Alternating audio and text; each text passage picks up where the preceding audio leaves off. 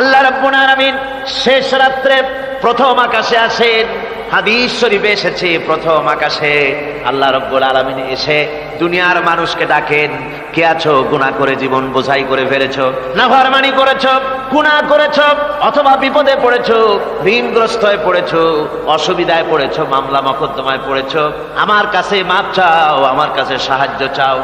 এই সময় যে সমস্ত বান্দারা আরামের ঘুমকে হারাম করে আল্লাহর দরবারে কাঁদতে থাকে, তাহাজ্জুদের নামাজ আদায় করে যখন হাত তুলে কাঁদে, আল্লাহ পাক তখন এই দৃশ্য দেখে ফেরেশতাদের বলেন, ও আমার ফেরেশতারা, আমার ওই বান্দাগুলি কাঁদে কেন? সমস্ত মানুষ যখন ঘুমানো, এই বান্দাগুলি কাঁদে কেন বলো? ফেরেশতারা বলে, আল্লাহ তুমি তো ভালো করে জানো। ফেরেশতারা বলে, আল্লাহ যা।